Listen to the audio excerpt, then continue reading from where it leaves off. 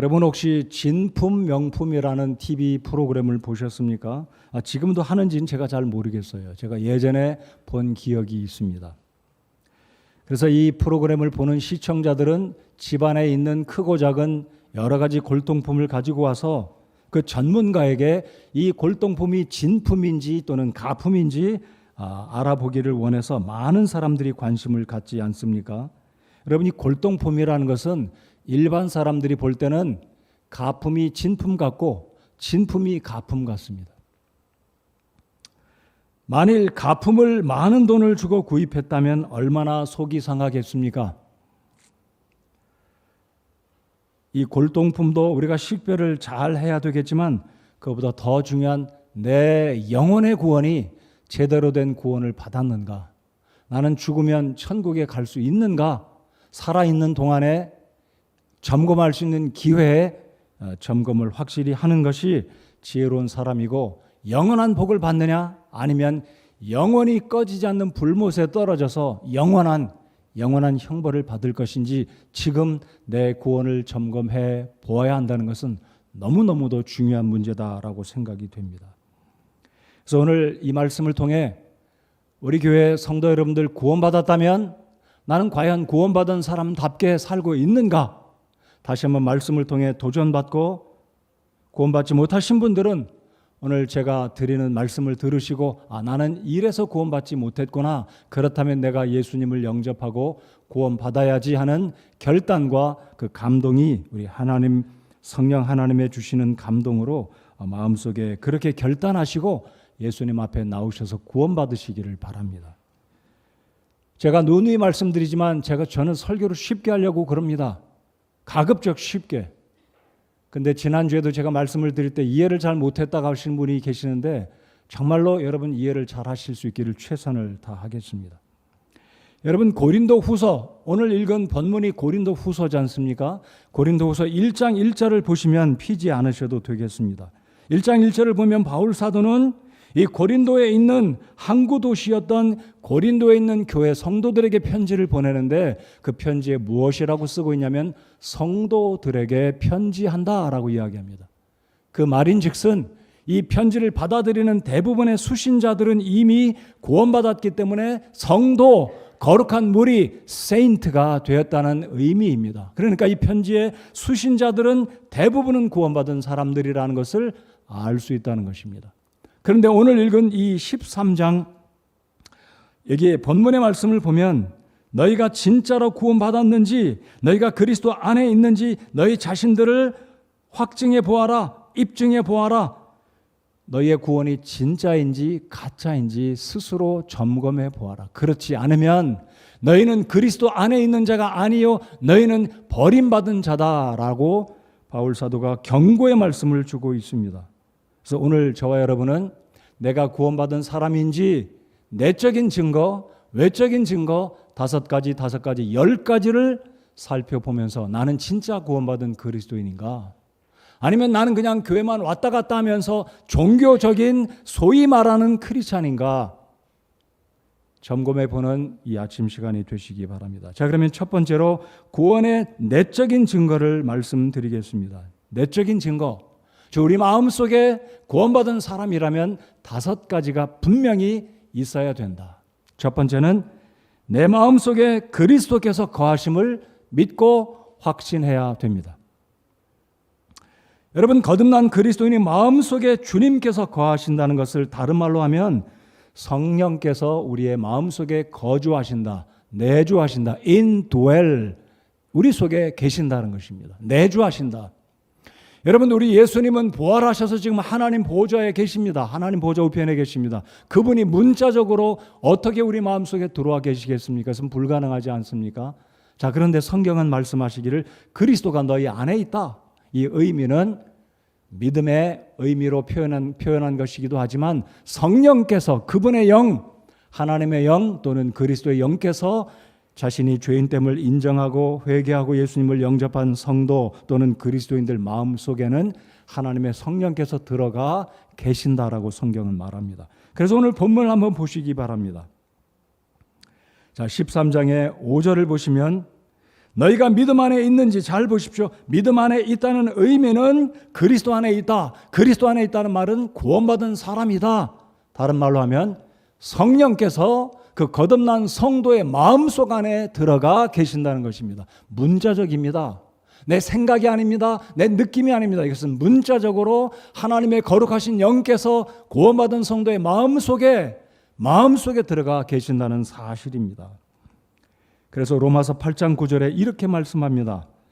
스크린에 한번 말씀을 같이 읽어보시겠습니다. 천천히 생각하면서 잘 읽어보시기 바랍니다. 읽겠습니다. 시작. 그러나 너희 안에 하나님의 영께서 거하시면 너희가 육신 안에 있지 아니하고 성령 안에 있나니 이제 어떤 사람에게 그리스도의 영이 없으면 그는 그분의 사람이 아니니라.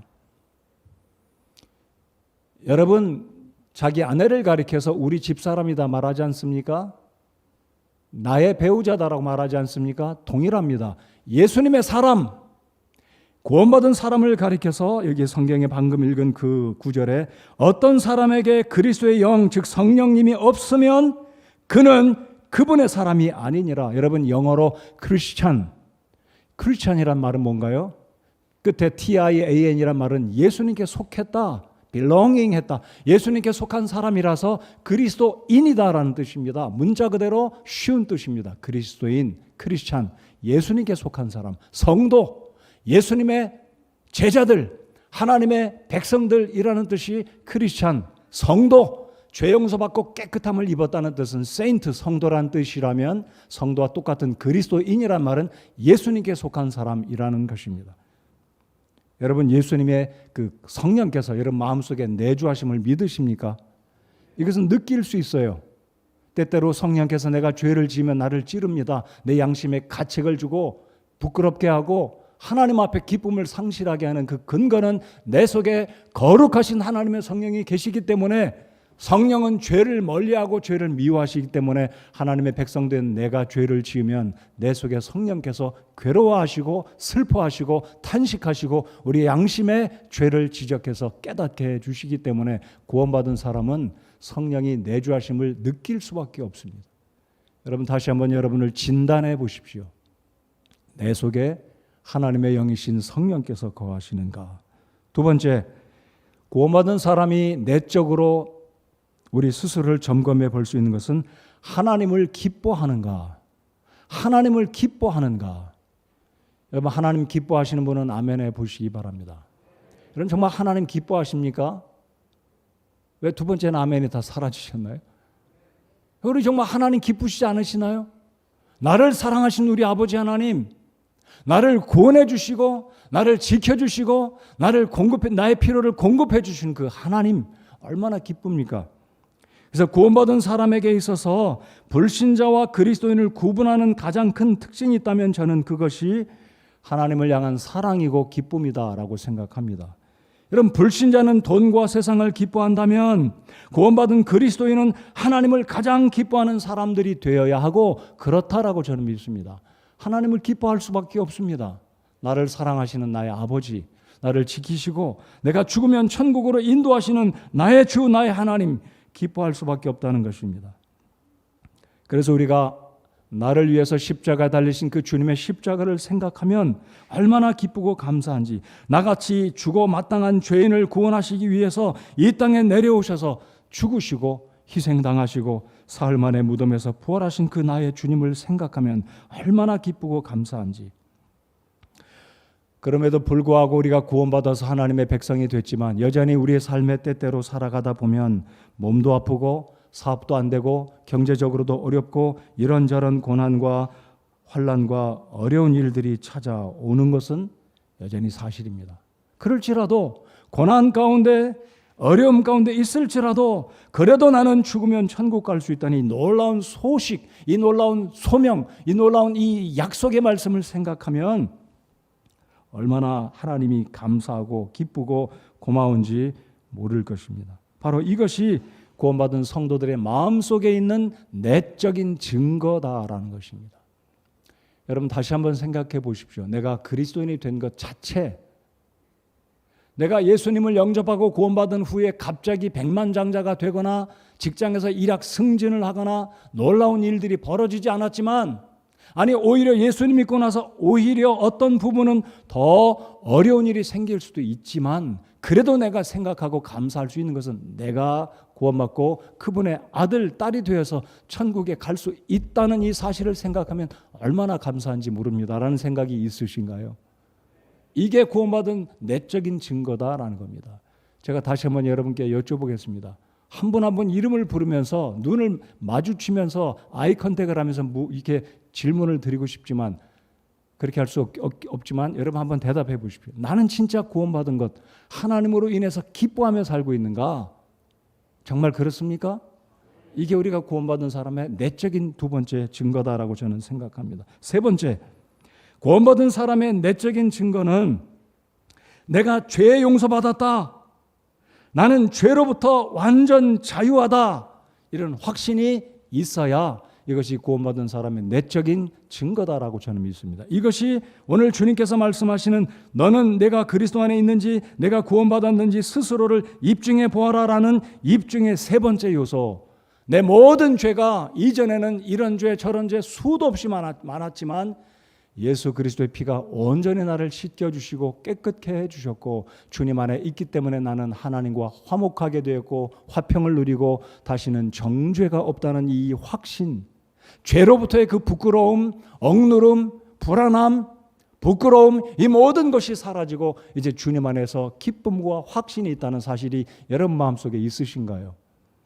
우리가 고령을 할 때 또는 우리가 누군가에 전도하면서 묻습니다. 오늘 죽는다면 천국에 갈 수 있는 확신이 있습니까? 그러면 어떤 분들은 없다고 그래요. 왜 그렇습니까?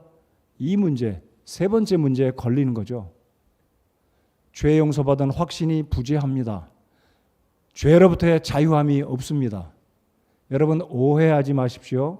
구원받은 순간을 경점으로 지금까지 살아오면서 우리는 죄를 짓습니까? 안 짓습니까? 짓죠.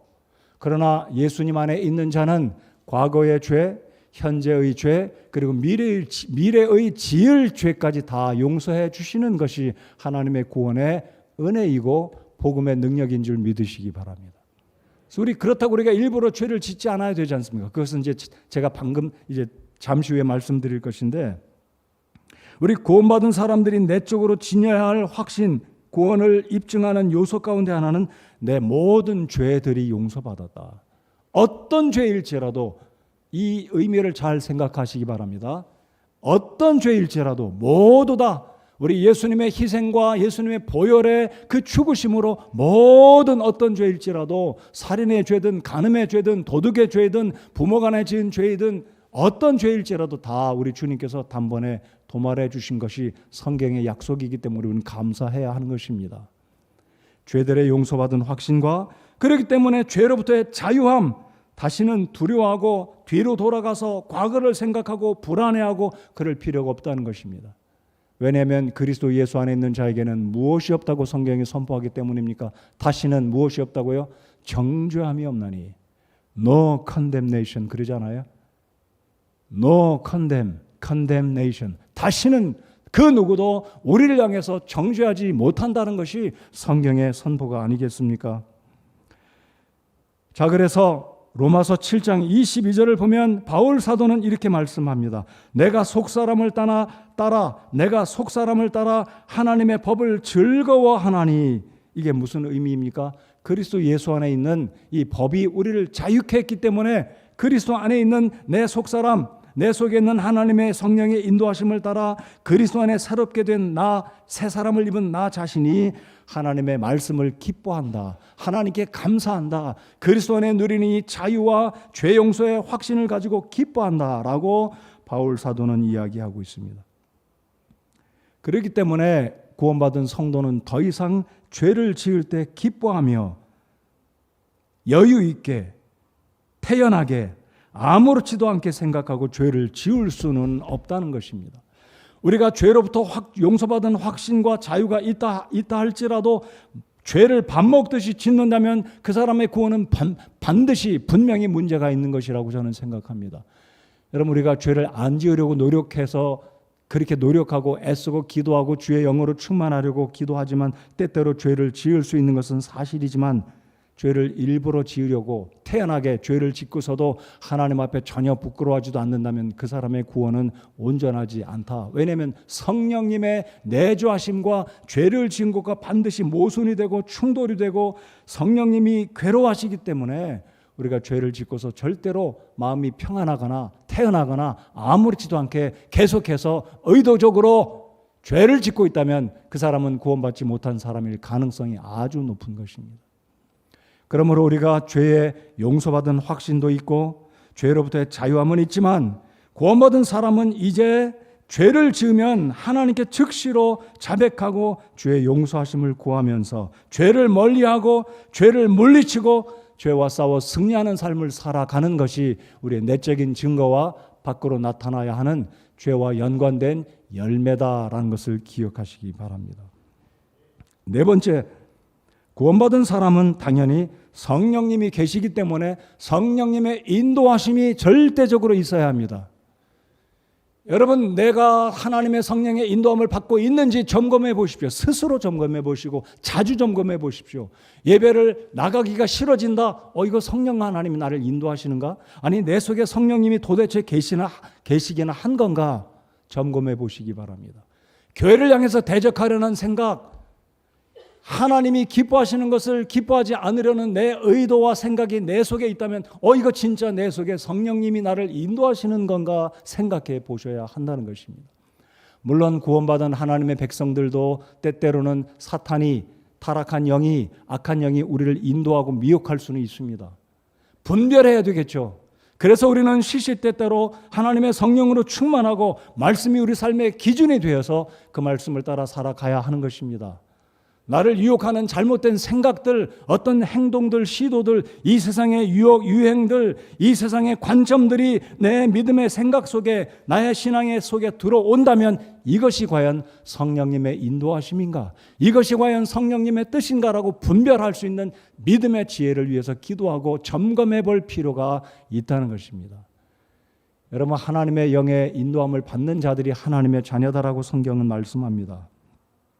자, 로마서 8장 14절 16절을 다 같이 읽기 원합니다. 여러분, 구원받은 사람이라면 이 말씀의 현상이 우리의 생각 속에, 우리의 삶 속에 반드시 나타나줘야 한다고 저는 믿습니다. 여러분, 우리 다 같이 로마서 8장 14절부터 16절까지 읽겠습니다. 시작. 하나님의 영에 의해 인도받는 자들은 다 하나님의 아들들이니 너희는 다시 두려움에 이르는 속박의 영을 받지 아니하고 양자 삼으시는 영을 받았느니라. 그분을 힘입어 우리가 아바, 아버지하고 부르짖느니라. 성령께서 친히 우리와 더불어, 우리 영과 더불어 우리가 하나님의 자녀인 것을 증언하시나니. 자, 이 말씀 어려운 구절이 아니시죠? 자, 이 말씀을 잘 보시면 하나님의 성령에 의해 인도받는 자들은 모두 다 구원받은 하나님의 아들, 딸들, 주의 백성들이다라고 하나님은 바울 사도를 통해서 말씀하십니다. 그러므로 너희는 다시는 두려움에 이르는 속박의 영, 보십시오. 속박의 영이 무엇입니까? 사탄입니다. 타락한 천사들, 악한 영들의 인도함입니다. 그들이 우리를 유혹하고 잘못된 생각을 가리켜 인도해서 우리를 교회로 영향을 끼치려고 할 때 분별해야 된다는 거죠. 내가 지금 무슨 생각하고 있는가? 이 생각이 성령님이 주시는 생각인가? 나를 인도하고자 하는 이 생각, 나의 행동들, 나를 통한 어떤 영향력을 행사하려고 하는 이것이 성령님의 주시는 생각과 인도함인가 분별하고, 아니라면 버리고 자제하고 입 다물고 행동 고지를 조심해서 주님을 섬겨야 된다는 것입니다. 자, 그래서 다 하나님의 아들들은 하나님의 성령의 인도함을 받는다. 자, 그래서 하나님의 영을 모신 구원받은 성도들은 양자 삼으시는 영, 우리를 양자 삼았다는 거예요. 여러분, 우리가 전에는 사탄의 자녀였지만 우리가 예수 그리스도를 나의 주님으로 영접한 이후에는 성령께서 우리 안에 들어오셔서 저와 여러분을 하나님의 아들, 딸이다 인정해 주시는, 에베소서에 있는 말씀 보면 도장까지 찍어 주셨다라고 말씀합니다. 성령께서 인을 쳐 주셨다. 우리 눈에 안 보이죠. 우리 눈에 보인다면 얼마나 좋겠습니까? 나 자신도 구별할 수 있고 내 아들, 딸도 구원받았는지 안 받았는지, 저 사람, 이 사람 구원받았는지 안 받았는지, 가짜인지 진짜인지 구별할 수 있으니까요. 아마 가짜라면 엄두도 못 내겠죠. 교회 어떻게 발을 붙이겠습니까? 구원받지 못한 사람이 교회에서 훈수하겠습니까? 안타깝죠? 그럼 왜 하나님이 구원받은 사람에게 표를 안 붙여주셨을까요? 우리로 하여금 교만하지 말고 성령의 뜻을 분별하고 겸손하게 살아가게 하기 아닌가 저는 생각합니다. 이런 외적인 어떤 표시가 없을지라도 분명히 이런 10가지 성경에 기록된, 물론 10가지가 더 됩니다. 굉장히 많은 것이 있지만 제가 시간 관계상 외적인 내적인 5가지씩 10가지만 말씀을 드리는데, 아주 중요한 이 네 번째, 구원받은 사람은 어떤 영의 인도를 받고 살아간다고 성경은 말씀합니까? 성령님의 인도를 받는다라는 것입니다. 그래서 여러분, 때때로 중요한 결정이든 소소한 결정이든, 소소한 것은 그렇게 중요하지 않으니까 잘못된 결정을 내려도 큰 피해는 없겠지요. 그러나 정말로 중요한 결정을 하는 데 있어서 내 가정과 다른 사람과 내 자녀와 교회를 향해서 중요한 결정을 내리는데 내 마음속에 잘못된 영이 인도하고 있다면 분별할 수 있는 하나님의 자녀가 되어야 한다는 것입니다. 그것이 하나님의 영의 인도함이 아니라면 단호하게 거절하고 필요하다면 사탄아 물러가라 라고 예수님처럼 베드로를 향해서 베드로를 책망할 수 있는 믿음과 단호함이 우리 모두에게는 있어야 하는 것입니다.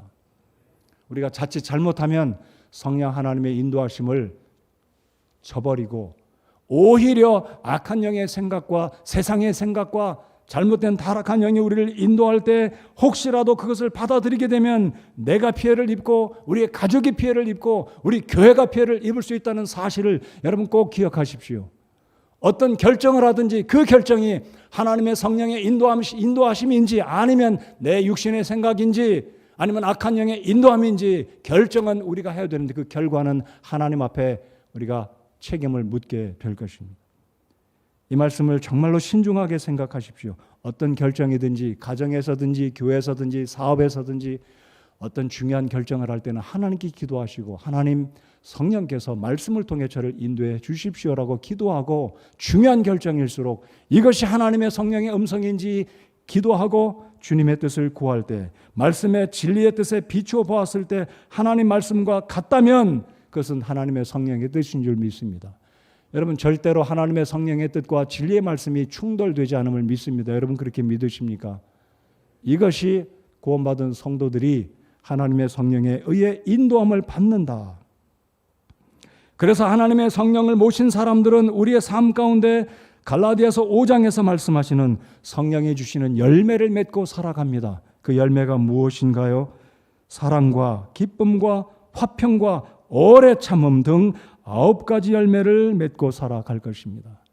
이 9가지 이외에 충돌이 되는 열매가 있다면 그것은 절대로 성령께서 주시는 열매가 아니기 때문에 끊어버리고 거절하고 돌이키시는 우리 모두가 되어야 하는 것입니다. 5번째로 이제 내적인 열매 5가지 마지막, 구원받은 성도는 내적인 열매로 기도하기를 기뻐하고 또한 기도할 때 반드시 우리 하나님께서 응답의 축복을 경험하는 삶을 살아간다라고 저는 믿습니다. 여러분 기도 응답을 받기 원하십니까? 기도 응답 얼마나 좋은 건가요? 저는 구원받은 성도에게 또 다른 축복, 보너스의 구원의 축복이 있다면 그것은 바로 기도 응답의 축복이다.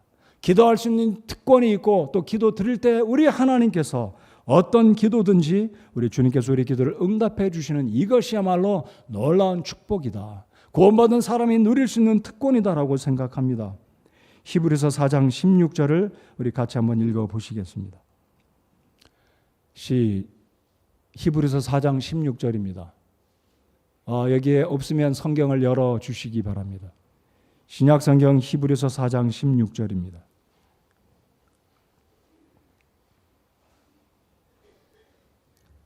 다 찾으셨으면 신약성경 히브리서, 야고보서 앞에 있는 히브리서 4장 16절입니다. 우리 다 같이 읽겠습니다. 시작. 그러므로 우리가 긍휼을 얻고 필요한 때에 도우시는 은혜를 얻기 위해 은혜의 왕좌로 담대히 갈 것이니라. 여러분 구약시대 때 레위 지파 사람들이 아니면 성소에 들어갈 수가 없었습니다. 대제사장이나 제사장이 아니라면 백성들을 위해서 하나님께 죄를 위한 속죄의 제사를 드릴 수가 없었습니다. 그러나 이제 신약시대를 맞이한 우리들은, 저와 여러분들은, 구원받은 모든 성도들은 우리 모두가 남녀를 물어나고 김씨, 박씨, 이씨, 성씨를 물어나고 모든 그리스도인들은 하나님을 단번에 독대할 수 있는 은혜의 보좌 앞에 담대히 나아가서 기도할 수 있는 이 특권을 얻었다. 그래서 성경에서 우리는 왕과 같은 제사장이다라고 성경은 말씀하고 있는 것입니다. 우리에게 주신 하나님의 이 특권, 구원의 증거, 내적인 증거, 기도해야 되겠다, 기도해야 되겠다, 이 기도하고 싶은 이 열정, 그리고 기도할 때 더불어서 기도의 응답의 축복을 주시는 것이 하나님의 자녀된 내적인 결과다라고 저는 믿습니다. 여러분, 기도하기를 즐겨 하십니까?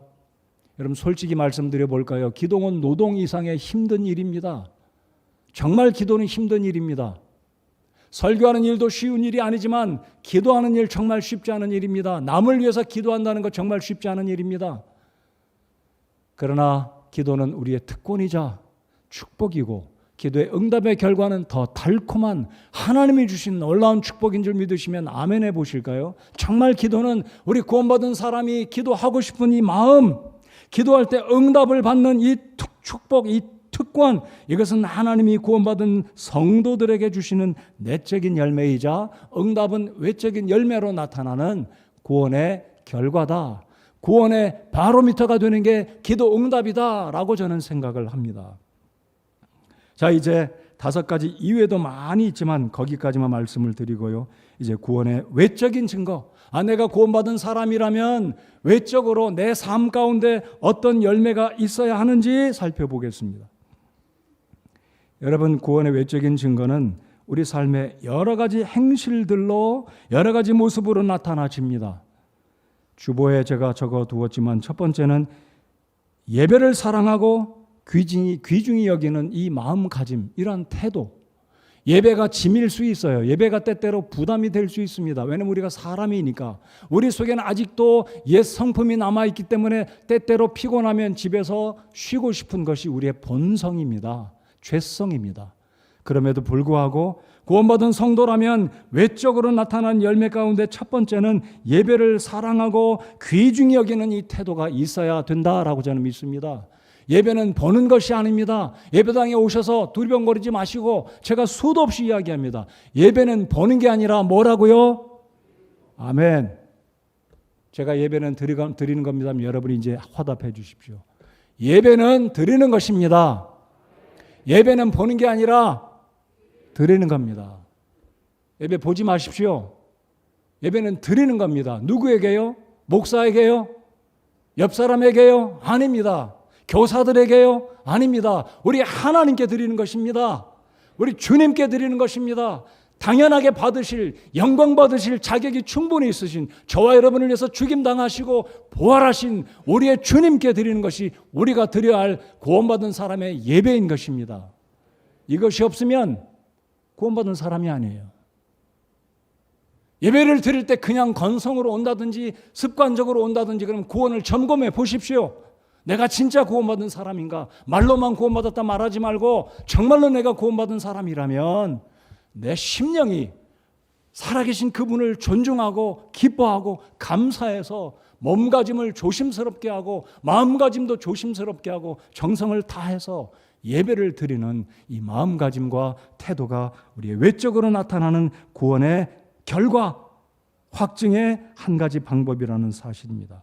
그래서 우리는 예배를 드릴 때 감동이 있고 도전이 있고, 예배는 우리 하나님께 영광을 올려드릴 때 예배를 통해서 우리 하나님이 또한 우리를 만져주시고 축복해 주시고 우리의 마음을 위로해 주시는, 일주일에 다 같이 모여서 드리는 이 시간에 이 예배가 너무나 중요한 것입니다. 우리가 물론 집에서 개별적으로 가정 예배 드리고 개별적으로 개인적으로 예배를 드리긴 하지만, 저는 우리 그리스도인들이라면 가장 중요한 예배는 바로 이 시간, 모든 성도들이 함께 모여, 여러분 성경에 보면 함께, 그래서 이 그리스도인들의 예배는 함께함이 중요한 것입니다. 함께함. 그게 교회입니다. 이것이 없다면 내가 구원받은 사람이 아닌 것입니다. 두 번째, 외적인 증거는 교회를 사랑하고 교회의 권위와 질서를 존중함이 있는가 점검해 보시기 바랍니다. 교회가 어떤 행사를 한다고 이야기하면 방관하지 않고 적극적으로 동참하고 최소한의 성의라도 표현하고자 하는 이 마음을 모아서 함께하고자 하는 이 마음이 우리에게 있어야 된다는 거죠. 그게 바로 교회를 사랑하는 마음입니다. 교회의 권위와 질서를 존중합니다. 사역자들을 절대로 폄하하지 않습니다. 나열이라고 이름 부르고 조소하면서 사역자들을 종이라고 표현하지 않습니다. 여러분, 사역자들이 먹고 살기 힘들어서 이 일하고 있는 줄 아십니까? 돈 벌려고 일하고 있는 줄 아십니까? 교회 헌금을 드릴 때 기부라고 말하는 분들 고치시기 바랍니다. 하나님께 드리는 거 어째 기부, 교회에다 드리는 헌금이 어째 기부냐 이거예요. 이건 예배가 아닙니다. 아멘 좀 해보실래요? 어찌 하나님께 드리는 게 기부입니까? 이런 태도가 아니에요. 교회를 사랑하고 교회의 권위에 그리고 질서를 존중한다면 우리의 말도 나의 태도도 교회를 향한 나 한 사람 한 사람의 의무를 다하는 이것이 바로 교회를 사랑하는 마음 아니겠습니까? 여러분, 여러분의 교회 사랑하십니까? 이 교회는 저의 교회도 저의 교회이기도 하지만 이 교회는 여러분의 교회 아닌가요? 이 교회는 우리 교회가 아닌가요? 이 교회는 주님의 교회가 아닌가요? 주님께서 이 교회를 위해서 몸을 버리시지 않으셨습니까? 나를 위해서, 여러분을 위해서 목숨을 버리신 주님의 교회란 말입니다. 그러면 이 교회를 우리가 사랑해야 된다는 거예요.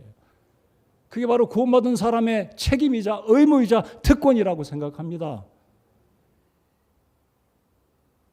그래서 교회 회원들은 교회를 사랑한다면 이 교회의 질서를, 교회의 권위를 인정하고 존중해야 합니다. 내 생각과 다를지라도 내 생각을 내려놓는 것이 그게 진짜 믿음이고 성숙합니다라고 저는 믿습니다. 저는 과연 목사가 아니라면, 제가 집사라면, 성도라면 과연 교회를 제가 이만큼 사랑할 수 있을까? 저 생각해 봅니다. 가끔가다. 물론 직분이 우리를 더 의무감을 더 가중시키는 그런 효과도 있기는 있습니다만은요. 정말 우리가 교회를 사랑하는 마음이 내 마음속 깊은 곳에 있는가 이 생각을 다시 한번 해보자는 것입니다. 여러분, 이 교회 누구 교회인가요? 저의 교회이고 여러분의 교회, 우리 모두의 교회, 주님의 교회입니다. 주님이 피값을 버리시고 세우신 교회라면 이 교회 사랑해야 되지 않겠어요? 교회를 사랑한다는 말은 그 교회의 질서와 권위를 인정하고 성도의 의무인 11조와 선교헌금과 교회가 해외적으로 국내적으로 해야 하는 모든 일들에 물질적으로 지원하고 몸으로 지원하고 시간을 내서 헌신하고 마음을 모아서 함께 이 교회를 빌드업 해가는 게 우리 모든 성도들의 책임이자 특권이자 축복인 것입니다. 이 열매가 있으신가요? 교회 사랑하십니까? 이게 내가 구원받은 외적인 증거다라는 것입니다. 세 번째, 우리 그리스도인들 구원받은 성도에게 외적인 열매로 반드시 나타나져야 할 것, 굉장히 중요한 것 가운데 하나는 복음을 전하며 영혼을 구원하는 열정이 있어야 된다라고 저는 믿습니다. 여러분, 예배는 하나님을 향한 우리의 외적인 열매라면 이 구령과 전도는 사람을 향한 열매입니다. 다시 말씀드리겠습니다.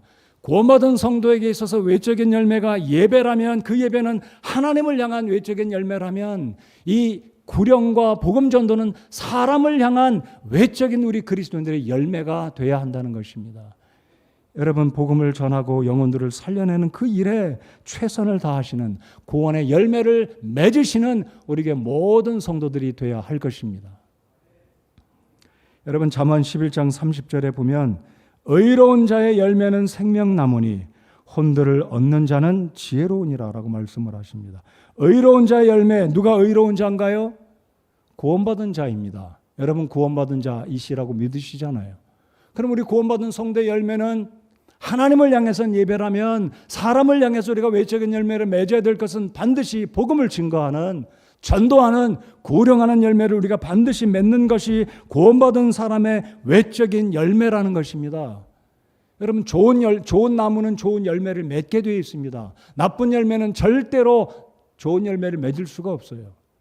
그렇다면 여러분이 구원받은 하나님의 자녀라면, 하나님의 성품에 참여된 바 된 주의 백성들이라면 이제는 외적으로 사람을 향해서 영혼들을 살려내는, 영혼들을 구령하는 그 일에 우리가 열매를 맺어야 한다는 것입니다. 네 번째로,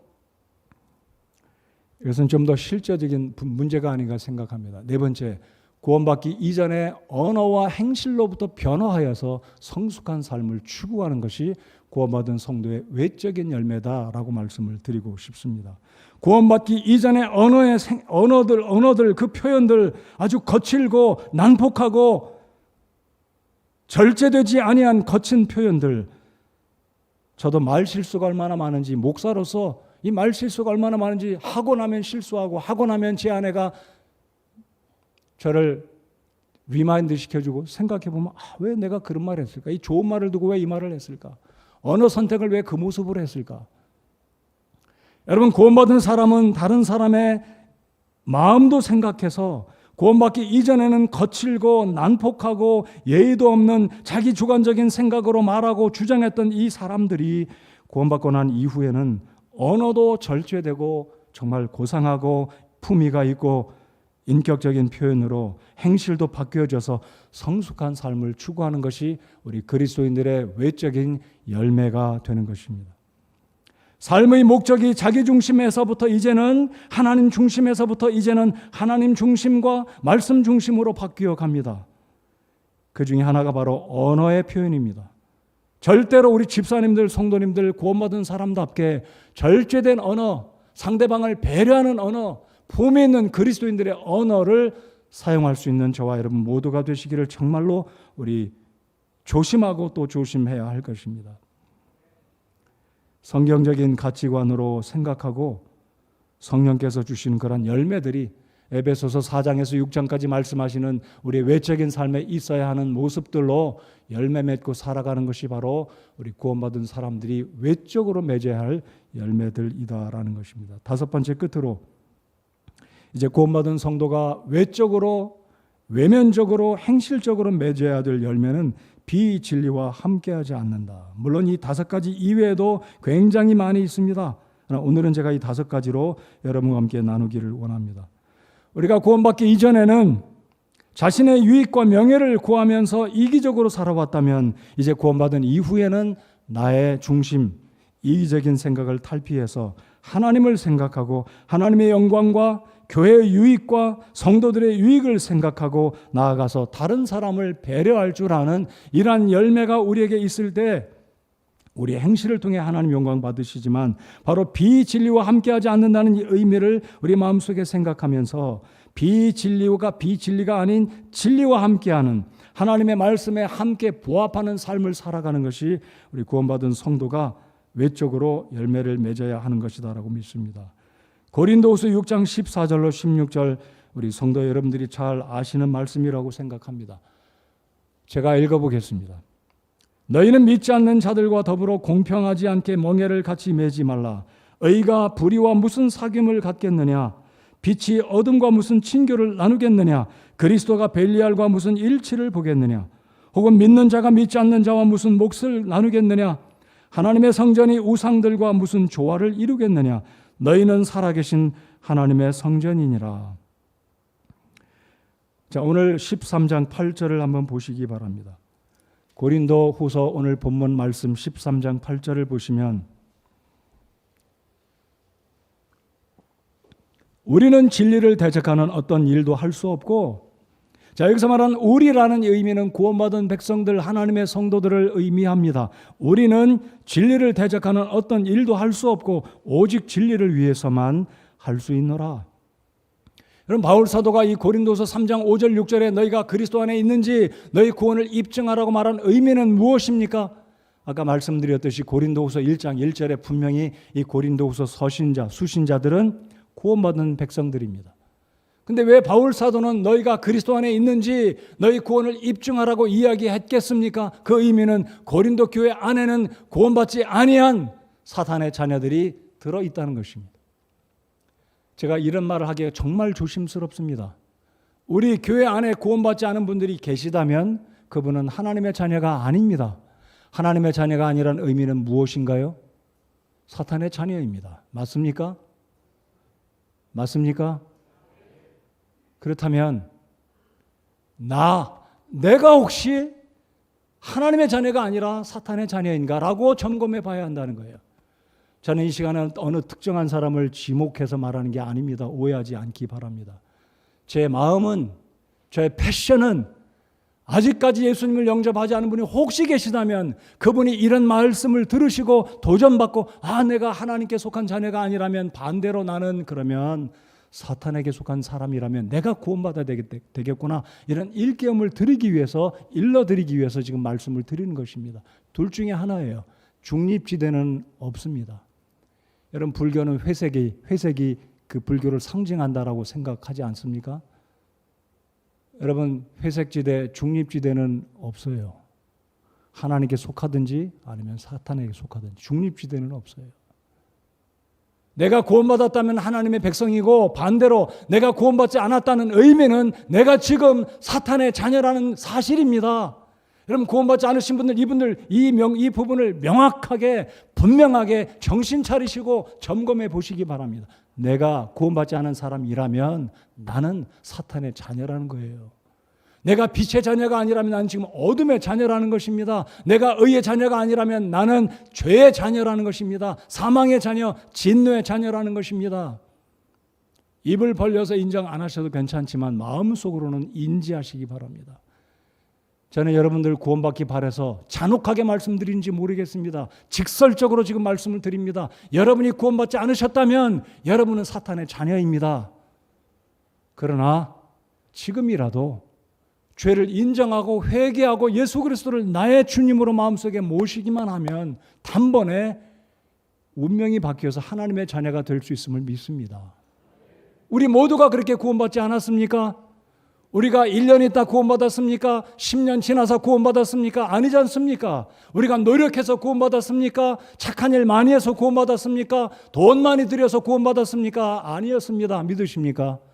우리가 구원받은 것은 회개하고 하나님께 돌이켜서 하나님 용서해 주십시오. 내 죄 하나님 용서해 주십시오. 뉘우치는 마음으로 회개하고 주님 앞에 왔고 예수님을 나의 유일한 구주로 영접하는 순간 하나님이 단번에 그 시간 이후로 영원히 우리를 구원해 주셨기 때문에 오늘 이 시간에 우리가 성도라는 이 복된 이 특권과 이 지위를 누리고 있는 것 아니겠습니까?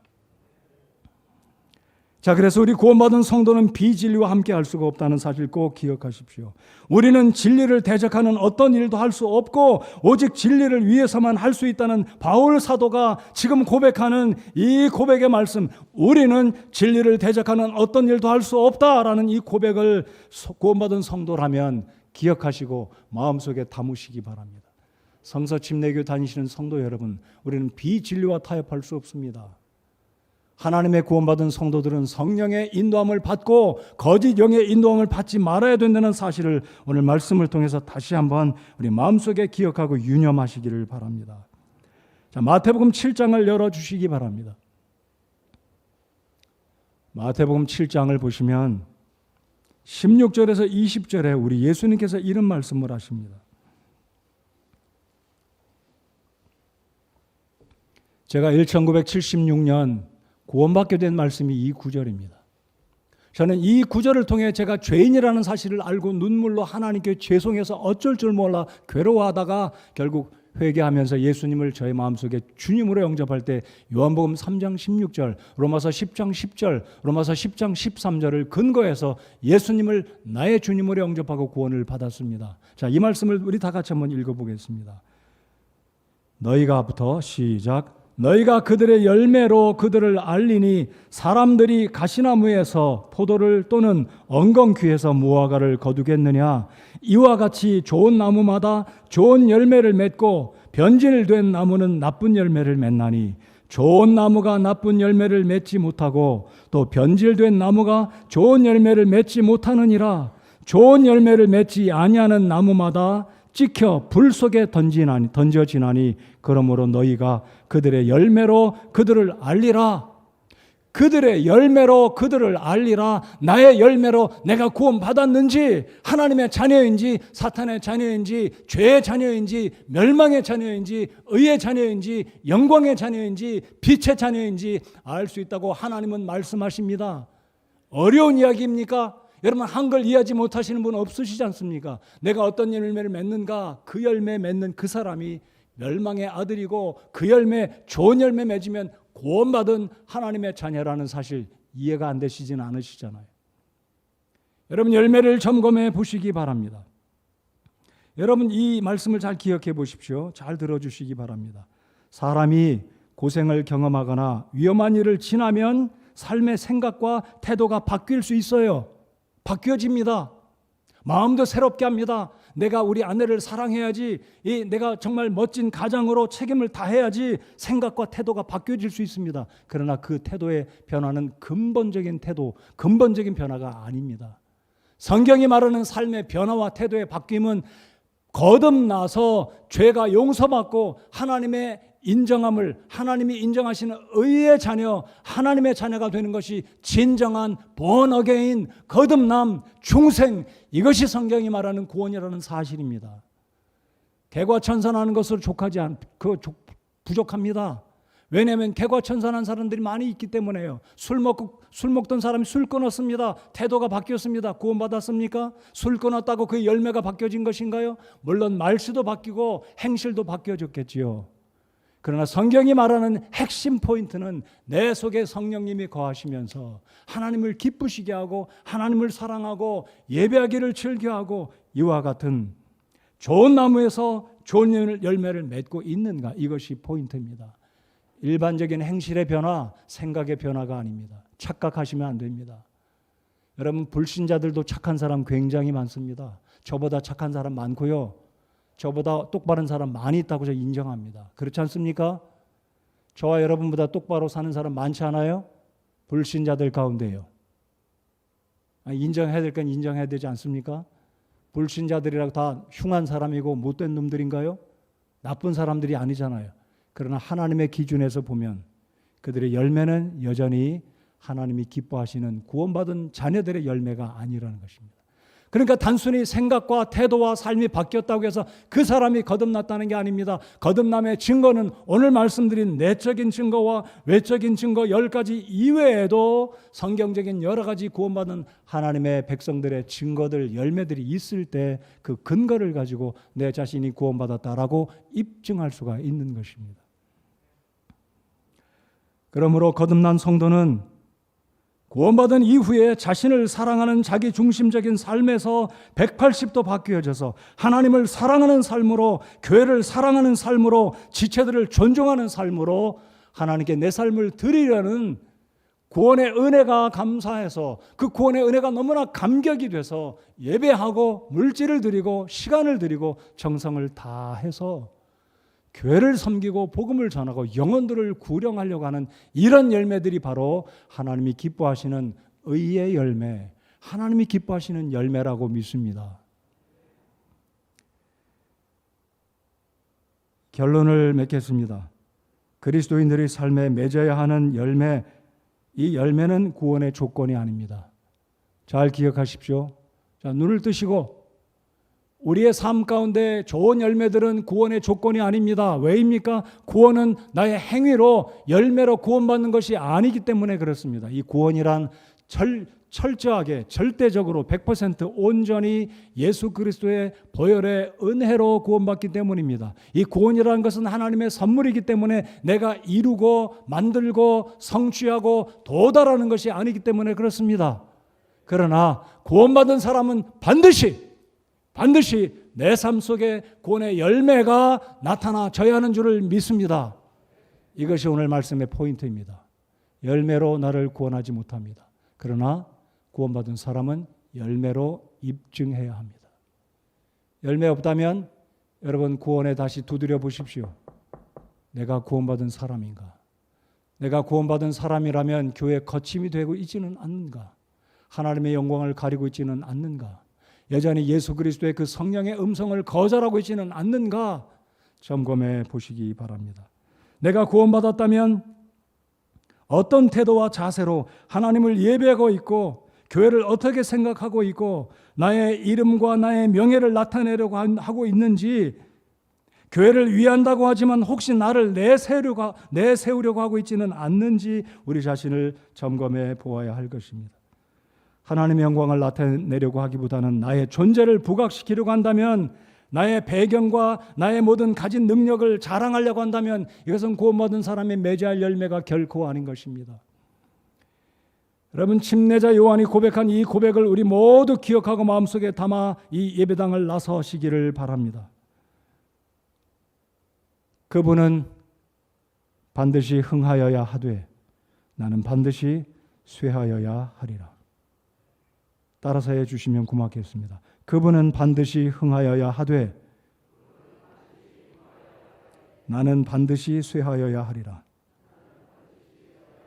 이런 마음으로 일하는 목사가 돼야 하겠고, 이런 마음으로 일하시는 집사님들이 돼야 하겠고, 이런 마음으로 교회를 섬기는 우리 성도 여러분 모두가 되시기 바랍니다.